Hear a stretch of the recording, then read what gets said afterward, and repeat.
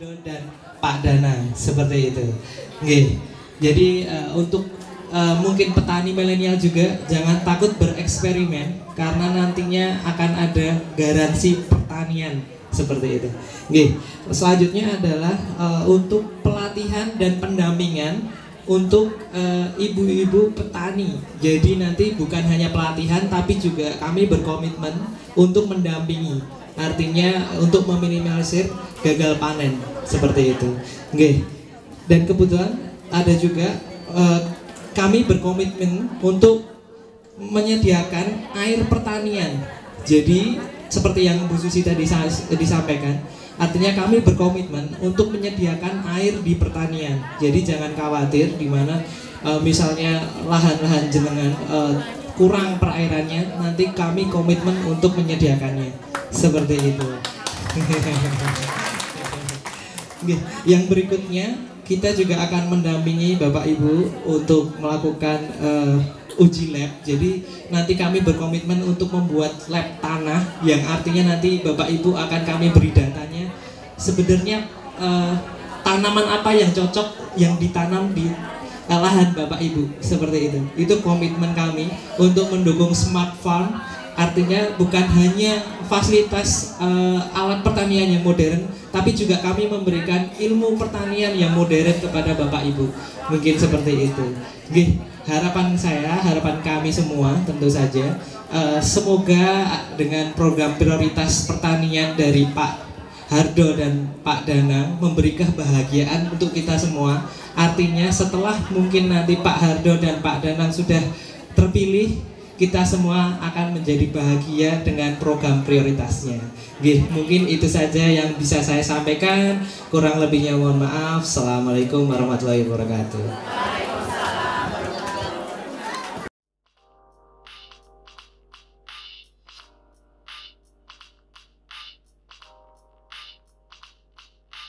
Salam, peace dan victory. Hardo Danang menang, menang, menang. Oke, terima kasih ibu-ibu semua. Iya, asik. Sorak bergembira, kita sambut pilkada dengan baru istimewa. Terjoki semua ya bupatinya.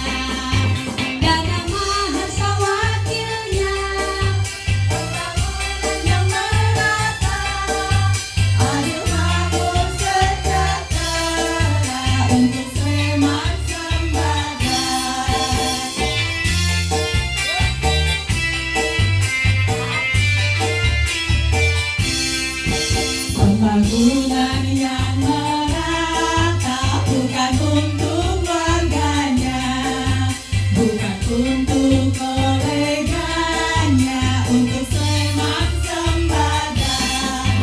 Hardo Kismoyo bupatinya, Danang Mahasa wakilnya, Sleman baru istimewa, berdaya dan berbudaya.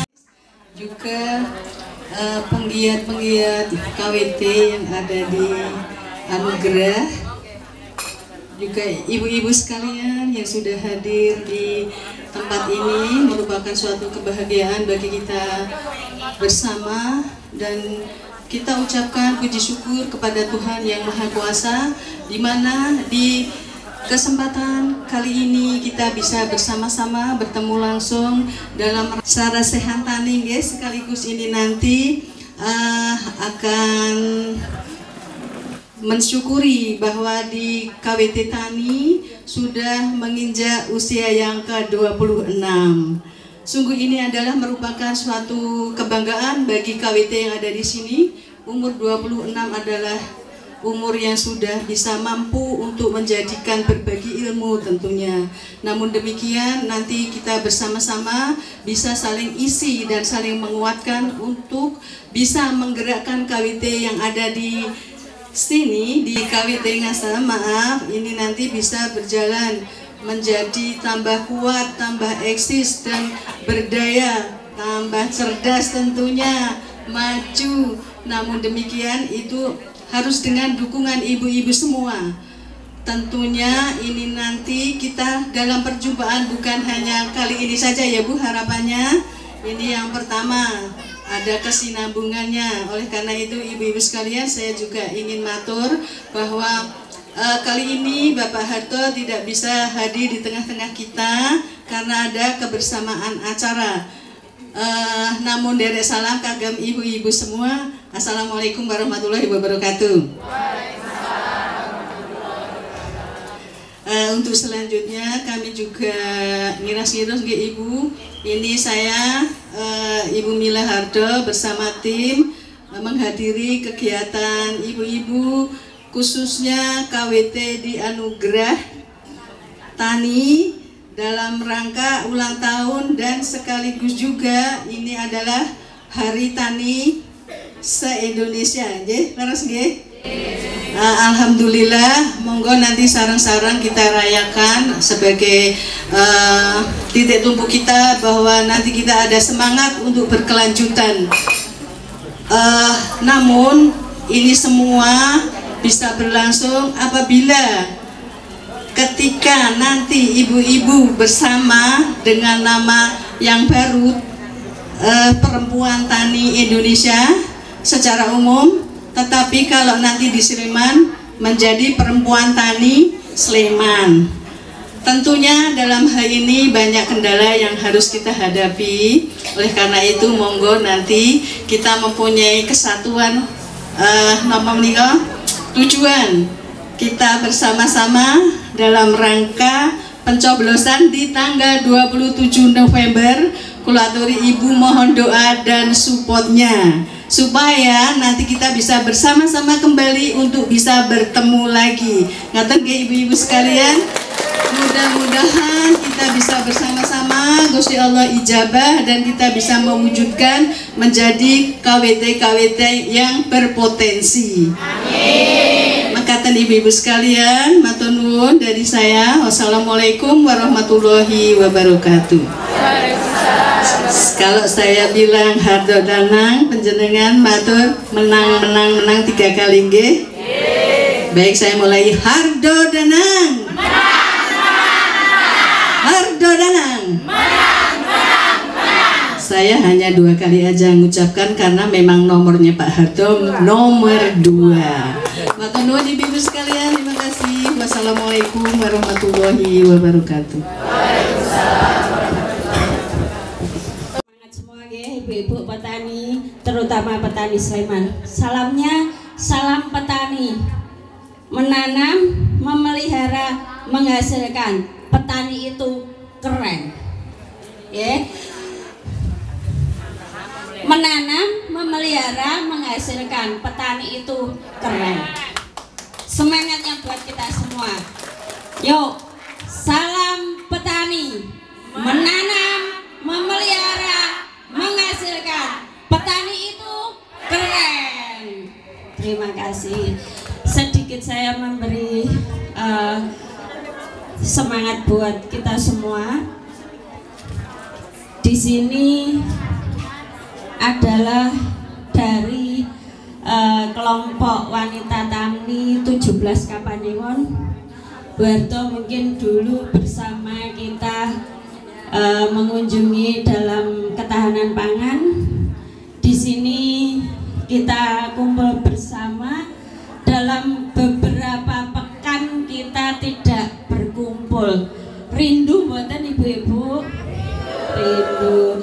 Mohon maaf nggih, kula terlambat, tadi ada sedikit hal yang harus diselesaikan. Mudah-mudahan cinta kasih kita, paseduluran kita, biarpun kita tidak harus selalu bertatap muka, cinta itu akan semakin tumbuh dan semakin tumbuh. Tidak pernah putus tali silaturahmi kita. Oke, di sini kemarin kita semua perkumpulannya adalah KPTS. Sekarang kenapa jadi Perempuan Tani? Mungkin ibu-ibu semua bertanya-tanya nggih. Jadi nanti ada KWT, ada perempuan tani. Bahwasanya di Indonesia itu ada namanya HKTI, Himpunan Kelompok Tani Indonesia. Kalau KWT adalah kelompok wanita tani. Dan alhamdulillah kemarin saya direkom untuk menjadi ketua umum HKTI DIY.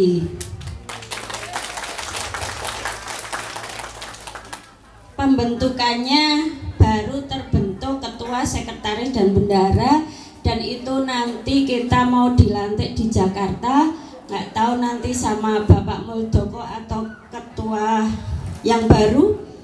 Nantinya semoga kita sebagai wanita tani tetap semangat untuk meningkatkan perekonomian Indonesia dalam bidang pertanian.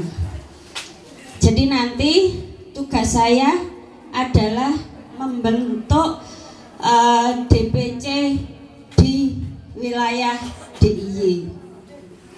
Jadi nanti per kabupaten saya harus membentuk ketua, sekretaris, dan anggota beserta yang lainnya di setiap Kapanewon. Jadi nanti saya sebagai DPD untuk HKTI, dan saya harus mengembangkan itu untuk membentuk DPC. Setelah terbentuk DPC, saya harus mempunyai anak ranting di setiap Kapanewon. Mudah-mudahan itu nanti bisa berhasil, dan pertanian terutama di DIY dan Sleman akan semakin maju. Karena pertanian adalah kunci perekonomian dunia. Tanpa petani, perekonomian tidak akan sejalan dan tidak akan bisa maju. Karena apa? Dari segi kesehatan, dari peningkatan stunting, dari segi rumah tangga, kuncinya adalah makanan sehat, bergizi, tanaman atau hasil tani yang bagus. Maka dari itu, ibu-ibu semua, jangan malu jadi petani. Saya sudah 26 tahun jadi petani. Tetap semangat sampai hari ini, dan insya Allah tetap selalu berbagi ilmu, saling tukar kawruh dalam hal pertanian. Yang terpenting di sini adalah kita berharap nanti kalau kita jangan kalau nggih, saya berharapnya bismillah jadi.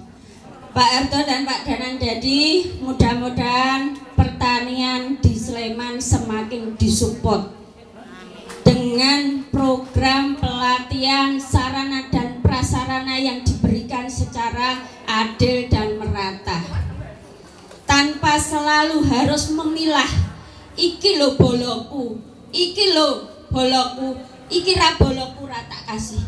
Kita berharapnya jangan, karena pemerintahan maju itu karena masyarakatnya sejahtera. Sejahtera kuncinya apa? Pemberdayaan APBD, sarana dan prasarana bisa tersalurkan secara adil dan merata. Kuncinya itu. Apakah sampai hari ini program itu bisa adil dan merata? Apakah sampai hari ini di Sleman program itu adil dan merata? Itulah nanti yang kita harapkan pemerintahan 5 tahun ke depan. Jadi kita harus benar-benar bisa memilih pemerintahan yang bisa ngayomi. Ngayomi itu penuh makna, mencintai, nresnani tanpa memilah dan memilih. Terutama yang kita harapkan di sini adalah di bidang pertanian. Jadi kita perempuan harus berdaya. Biarpun kita perempuan tani, kita harus berdaya. Berdayanya bagaimana? bagaimana? Kita harus bisa wirausaha dalam membantu pemerintahan yang semakin maju. Karena sekarang banyak pengangguran. Dengan banyaknya pengangguran otomatis perekonomian tidak akan bisa meningkat dengan baik.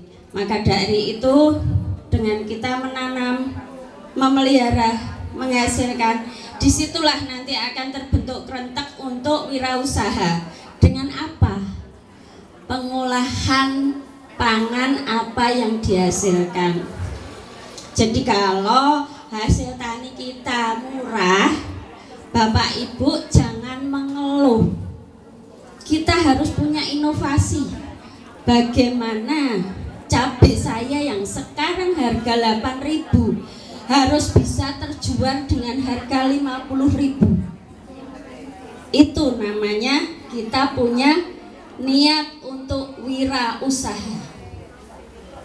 Jadi perempuan harus berdayanya harus di situ, selalu berinovasi, membantu terutama untuk peningkatan satu perekonomian rumah tangga dulu.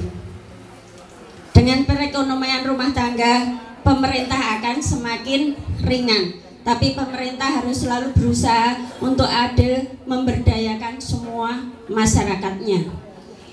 Baik itu dalam pelatihan, dalam memberikan sarana dan prasarana. Kuncinya semua harus selalu bergandengan.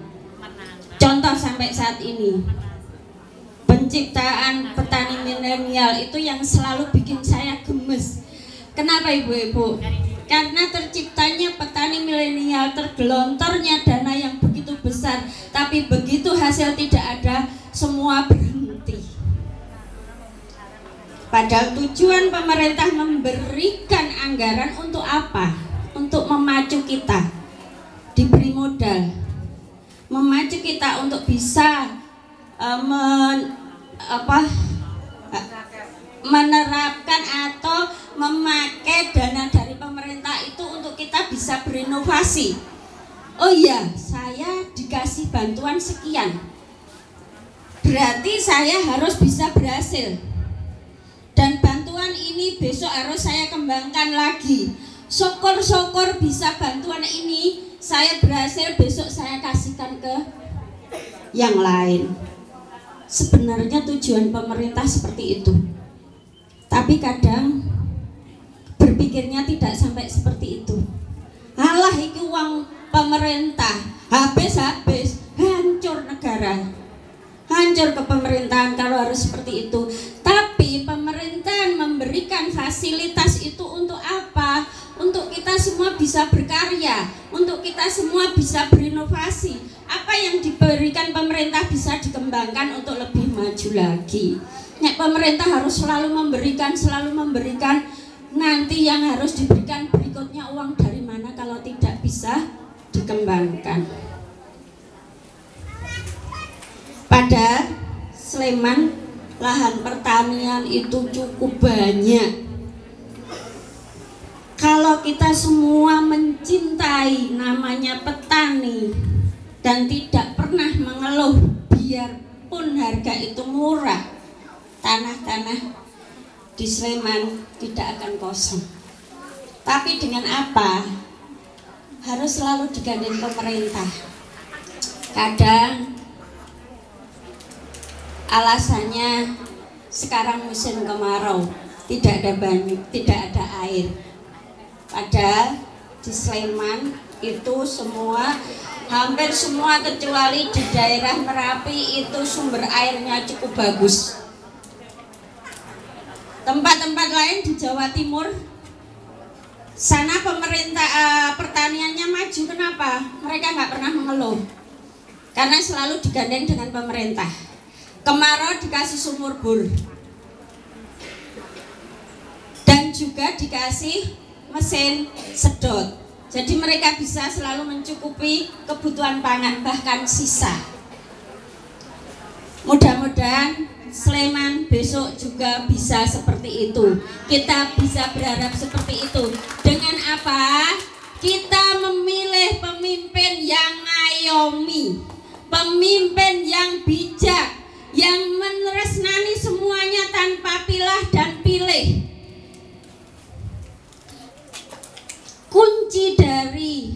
pemimpin adalah lebih mengutamakan kepentingan masyarakatnya daripada kepentingan pribadi, keluarga ataupun saudaranya.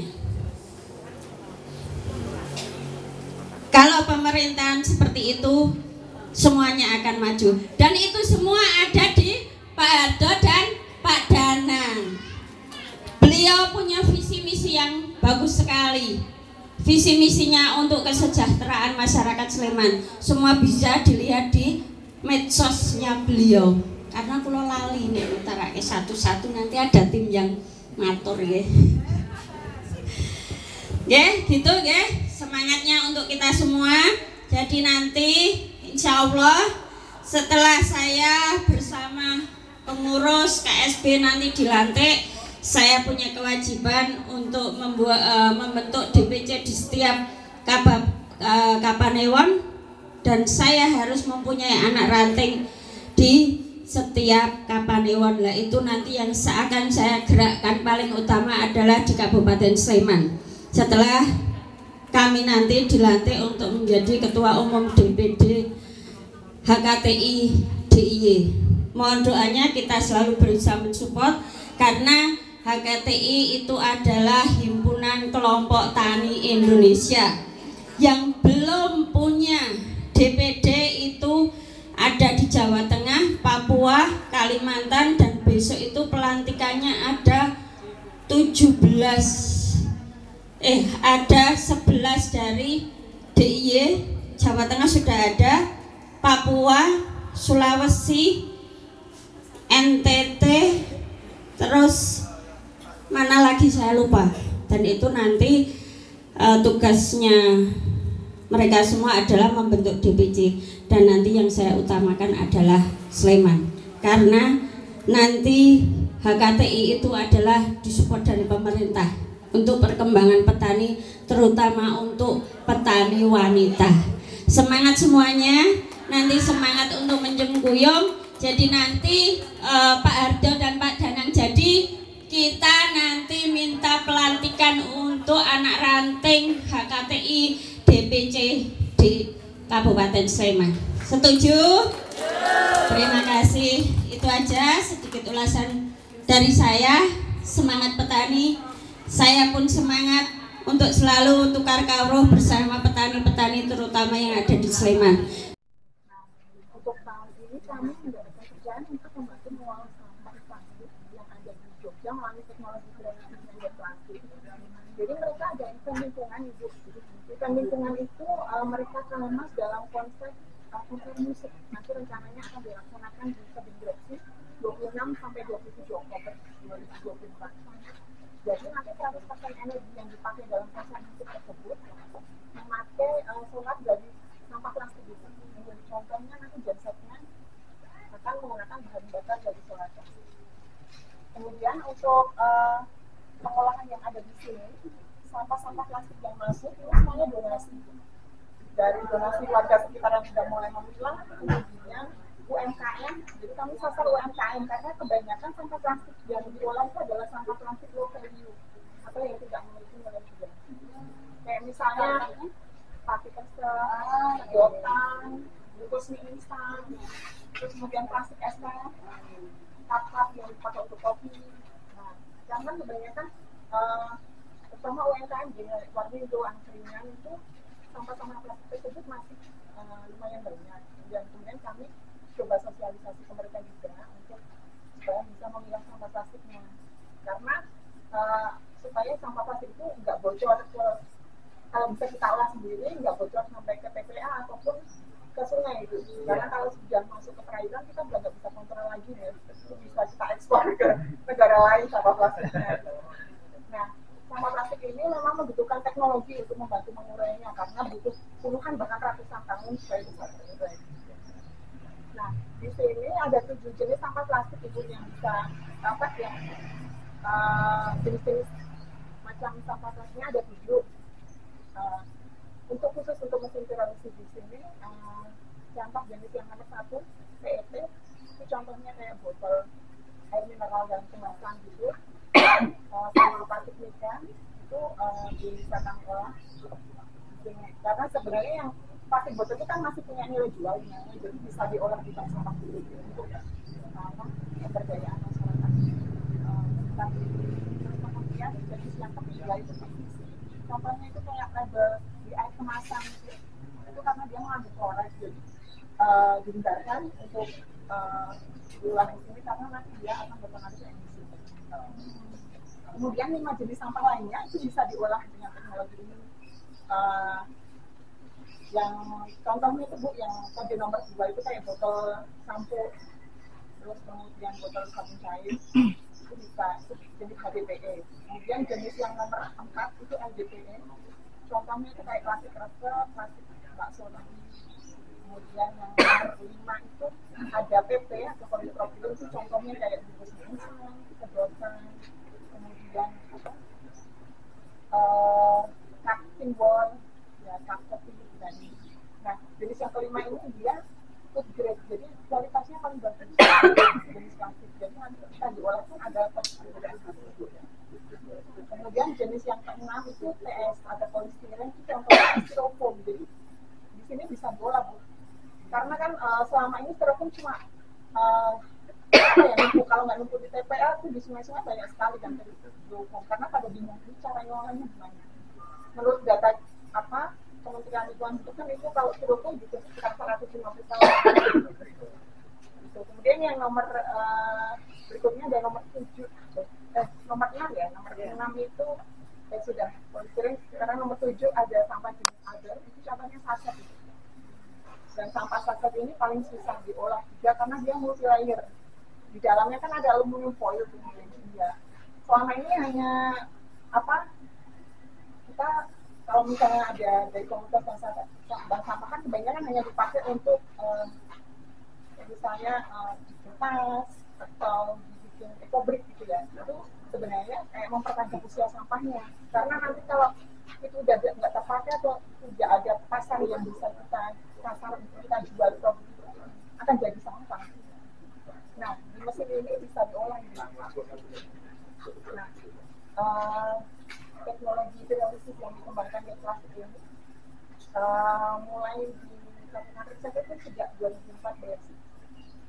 Jadi sudah kurang lebih 10 tahun, mulai dari prototipe pertama sampai ke 15, dan ini prototipe yang ke-15. Jadi dalam satu mesin ini sampah-sampah plastik yang diolah nanti keluarannya ada 3. Yang pertama BBM. BBM-nya itu ada solar, ada bensin, dan itu sudah ada uji labnya. Untuk bensin yang dihasilkan itu setara pertama, jadi oktannya udah 92. Sementara solar yang dihasilkan, yang teknologi yang dikembangkan oleh Plastik ini, dia hasil uji dari landing gas itu dia ketan indeksnya 65 setara dengan gas pertama. Gitu. Terus kemudian keluaran yang kedua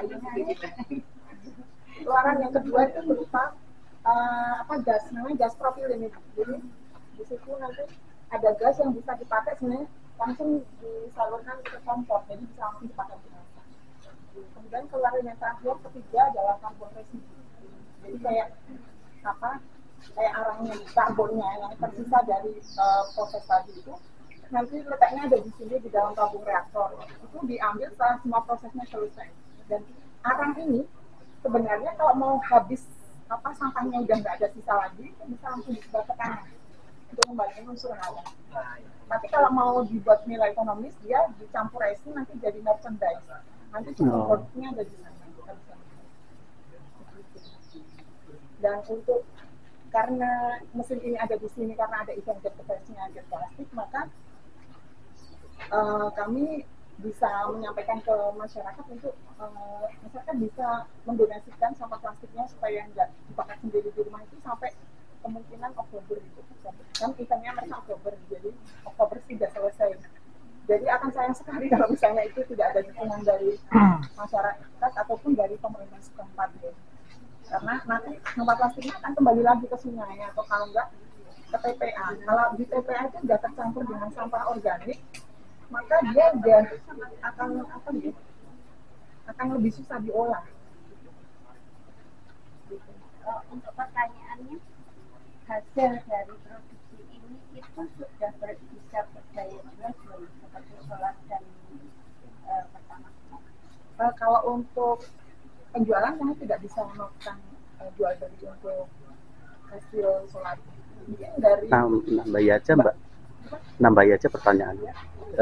Seperti yang ditanyakan Mbak Suwiti tadi, untuk mengoperasionalkan mesin ini tentunya kan pakai BBM ya. Itu hasilnya itu BEP enggak? Maksudnya jangan-jangan untuk mengoperasionalkan ini katanya ini menghasilkan BBM. Kalau itu lebih tinggi kan ya itu hanya bonusnya. Iya, Jadi istilahnya kayak kita ngolah sampah, kalau dengan teknologi lain mungkin habis hilang aja. Iya, Tapi kalau dengan teknologi terrealisasi sampahnya punya bonus loh. Bonusnya ternyata bisa dimanfaatkan.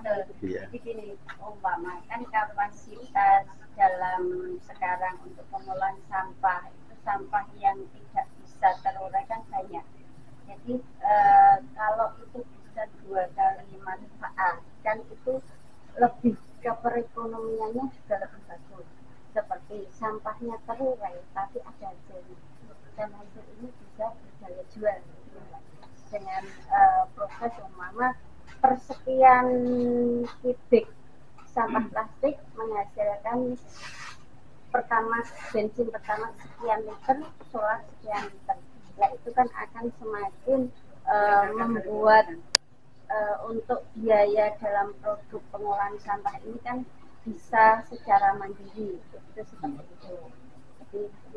Jadi tidak harus dijual ya untuk produksi lagi. Betul, ya. untuk produksi mencukupi produksinya sendiri. Ya, jadi semua itu bisa bergerak secara mandiri, tapi bermanfaat gitu ya. Jadi bisa nggak nanti kedepannya seperti itu. Jadi kita bisa mengangkat semua sampah-sampah yang tidak bisa terurai, terutama di Sleman. Sekarang kan banyak sampah-sampah tertumpuk, kadang asal naruh di mana yang bukan tempatnya. Dengan seperti ini nanti kan ke depan kita bisa mensosialisasikan secara bersama-sama kepada masyarakat. Ini loh sampah yang seperti ini bisa terurai, bisa menghasilkan BBM ataupun solar. Jadi nanti bisa membantu ketercukupan baik itu dalam bidang dalam pengolahan sampah maupun dalam penghasilan masuk ke tadi hasil dari pengolahan sampah tersebut. Jadi kan fungsinya ada beberapa yang bisa didapatkan dari ini, karena sekarang kan BBM sulit. Nah dengan seperti ini kan nanti bisa membantu ya. Seperti itu. Kecuali kalau sekarang kan baru istilahnya donasi. Nah kalau untuk semua terutama Sleman itu kan banyak, nanti kalau bisa semua masuk.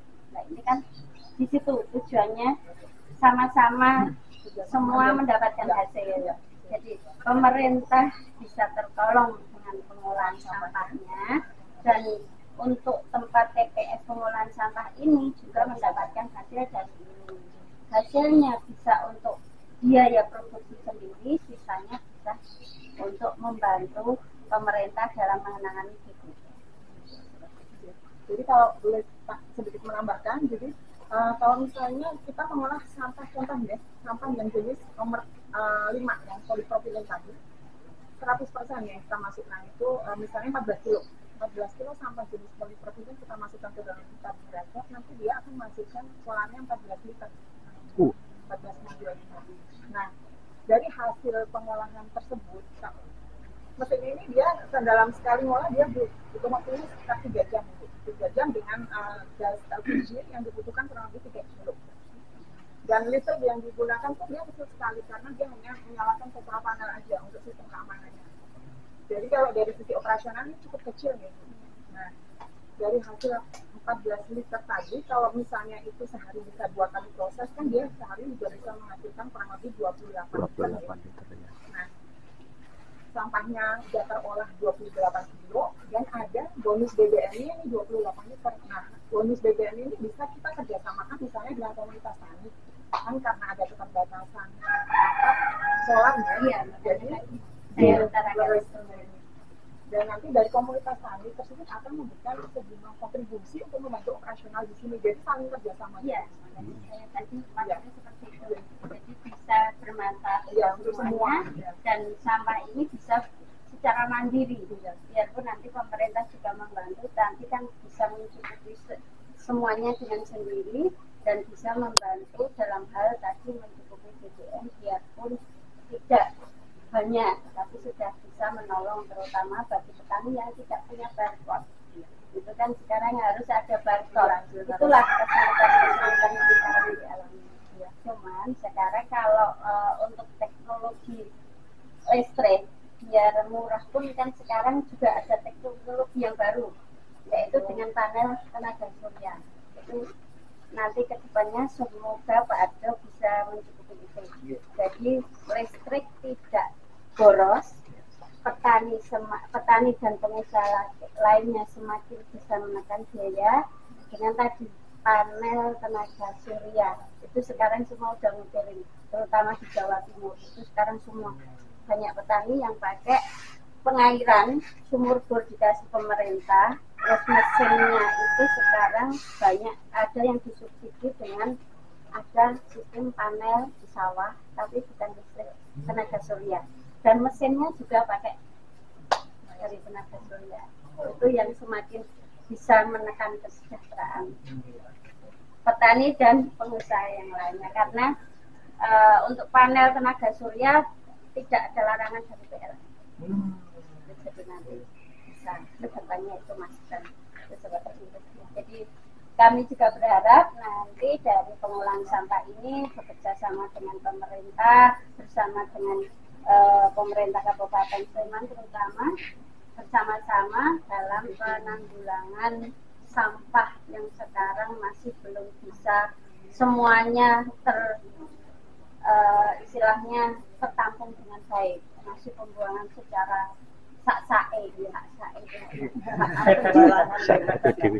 nanti kita bersama-sama untuk bisa mensosialisasikan itu, nanti kita sampaikan dengan Bapak Arjo dan Bapak Danang kedepannya untuk bisa mensupport ini, karena ada 3 yang bisa dihasilkan.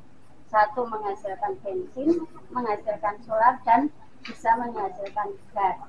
Tapi sampah tetap bisa terurai. Itu manfaat yang sangat. Dan langsung selesai juga karena kompornya juga bisa ditanam. Ya, itu manfaat yang ya. Terus saya mau tanya dulu, kebetulan kan saya juga untuk memprogramkan programnya Pak Arjo, terutama untuk sampah dan pengolahan sampah dan pertanian. Kebetulan kami juga sudah melakukan beberapa riset ke teman-teman juga. Artinya kami memang untuk membangun programnya Pak Arjo itu berbasisnya inovasi. Kami berkomitmen untuk berbasis inovasi seperti yang Ibu bilang tadi.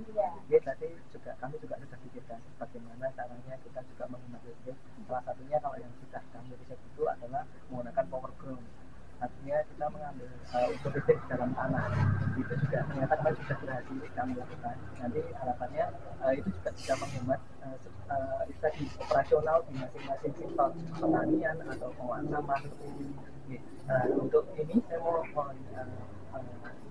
info kepada kami. Jadi operasionalnya seperti apa, per day-nya seperti apa. Nanti kami bisa membayangkan kira-kira skemanya seperti apa yang paling pas. Karena kami ada program yang pertama untuk ketika sampah dalam keadaan darurat. Karena kan sekarang sampah berkurang karena TPS Piungan dibuka lagi. Kebetulan kalau tidak salah selama pemilu. Nanti setelah pemilu itu akan ditutup lagi dan saya yakin itu akan meledak gitu. Nah, untuk itu antisipasinya adalah kami menyiapkan dalam kondisi darurat.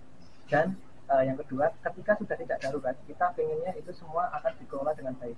Gitu. Artinya tidak lagi perlu mengandalkan jaga yang darurat ini tadi. Gitu. Nah, mungkin salah satunya berbasis inovasi dan kami juga akan melakukan seperti salah satu programnya Pak Arjo dan Mas Ana, yaitu adalah drive-thru sampah. Nah, mungkin saya bisa dijelaskan kira-kira seperti apa sih operasionalnya dan bagaimana mengedukasi masyarakat untuk memilah sampah, karena itu salah satu PR kami.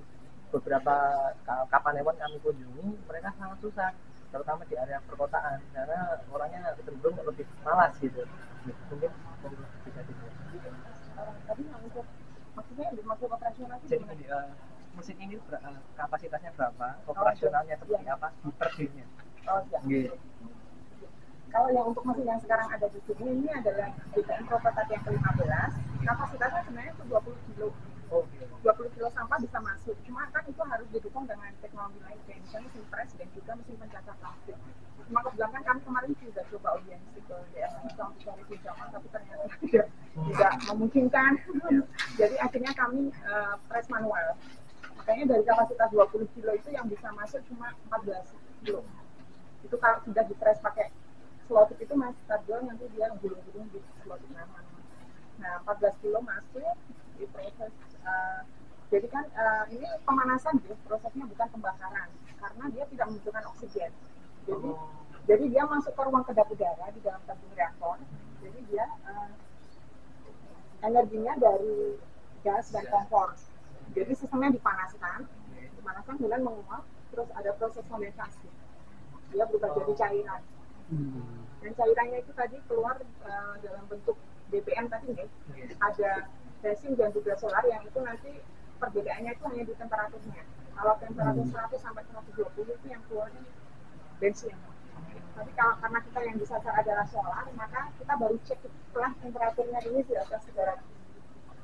Ini panel untuk temperaturnya. Jadi unsurnya itu berubah ketika suhunya ya? Tergantung suhunya gitu. Terus kemudian tadi proses yang kan ada yang berubah jadi cairan, terus kemudian ada yang gas. Gasnya yang keluar tadi bisa langsung disalurkan ke kompor. Terus kemudian sisanya karbonnya ada di dalam tabung reaktor, nanti itu diambil kalau kita mau mulai ngolah lagi. Jadi kalau misalnya tadi sekali proses itu butuh waktu kurang lebih 3 sampai 4 jam ya, tergantung kondisi sampahnya. Karena sampah plastik yang diharapkan bisa kita olah itu yang kering. Jadi kotor nggak apa-apa, yang kering. Karena nanti berpengaruh ke lamanya proses. Ya. Jadi misalnya dimulai jam 9, 3 jam selesai, kurang lebih kan jam 12 sampai jam 1 ya. Itu mesinnya kita dinginkan dulu, karena kan bahaya kita harus dibuka pas posisi kita panas kan. Masih ada tekanan di dalam. Jadi kurang lebih nunggu kita dingin dulu sampai sekitar jam 3. Nah jam 3 nanti teman-teman operator ini dia akan ngambilin residu karbon. Ya, enggak. Kami dari Rumah Makan Kasmo, kami adalah sebagai pelaku usaha di bidang kuliner. Kami mengharapkan dengan doa kami untuk Pak Ardo dan Mas Danan, kiranya nanti untuk Sleman ke depan untuk dibangkitkan untuk wisata, di mana wisata ini sangat berpengaruh terhadap kami pelaku bisnis kuliner. Kiranya penting untuk apa yang menjadi prioritas Pak Ardo ini ditindaklanjuti, baik masalah branding, masalah wisata, masalah jalan yang harus terang, bersih dan lain-lain. Itu adalah mewujudkan suatu komitmen kita untuk mengelola wisata. Tentunya harapan kami ke depan, harga juga bagus dan ekonomi di Sleman lebih bagus lagi, dan pelaku wisata kita bisa lebih berkembang lagi. Harapan kami semua ekonomi Sleman ke depan lebih baik lagi. Bapak Ardo, Bapak Danang tetap menang untuk Bupati Sleman. Rumah Makan Kasmo, khas masakan kampung, khas masakan Wonosari. Kami tunggu.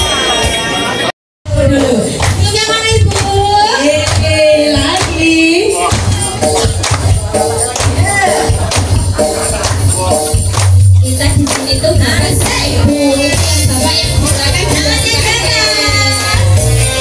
Oke, monggo bapak-bapak itu berdiri bersama bergembira kita sambut pilkada Sleman baru istimewa ada kita yang bupatinya.